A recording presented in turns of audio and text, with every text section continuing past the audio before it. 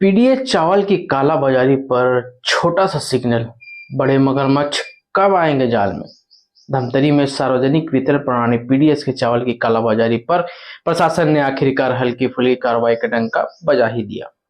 Collector Avinash Mishra के निर्देश पर विंध्यवासी मंदिर के पास अमन अनाज भंडार में अवैध रूप से पीडीएस चावल बेचने की शिकायत पर त्वरित कार्रवाई की गई। एसडीएम पीयूष तिवारी के मार्गदर्शन में खाद्य और राजस्व विभाग के संयुक्त दल ने दुकान पर छापा मारा, जहां संचालक लोकेश दिवांगर और उनके सहायक ने जुबान खोलते हुए कबूल किया कि हाँ, यह चावल पीडीएस का ही है।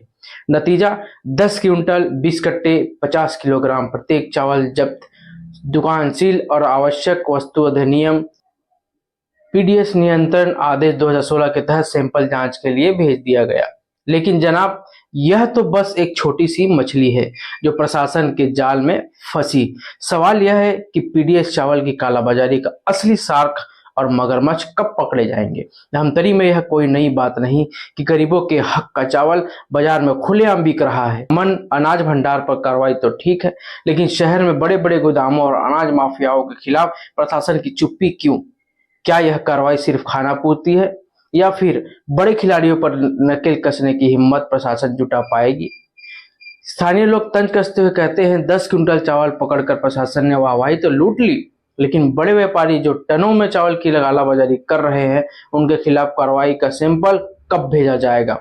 जनता के मन में सवाल है कि क्या यह कार्रवाई सिर्फ दिखावे के लिए है या फिर कलेक्टर साहब के निर्देश पे बड़े माफियाओं तक भी पहुंचेंगे। संयुक्त दल में नायब तहसीलदार जितेंद्र डहरे, सहायक खाद्य अधिकारी बीके ध्रुव, खाद्य निरीक्षक नीलेश चंद्राकर और वैभव कोराटिया ने भले ही एक दुकान सील कर दी, लेकिन जनता पूछ रही है बाकी के गोदामों का नंबर कब आएगा। अगर प्रशासन को गरीबों के हक की रक्षा करनी है तो छोटी दुकानों से आगे बढ़कर उन बड़े सौदागरों पर शिकंजा कसना होगा जो पीडीएस के चावल को बाजार में प्रीमियम बनाकर बेच रहे हैं। तो क्या धमतरी का प्रशासन इन छोटे से ट्रेलर के बाद फुल मूवी दिखाएगा या फिर यह कार्रवाई भी फाइलों में दबकर रह जाएगी? जनता इंतजार में है, लेकिन सवाल वही, बड़े माफियाओं पर कब चलेगा प्रशासन का डंडा या फिर यह सिर्फ छोटी मछलियों का खेल ही चलता रहेगा? और भी खबरों के लिए बने रहिए धमतरी न्यूज के साथ। नमस्कार।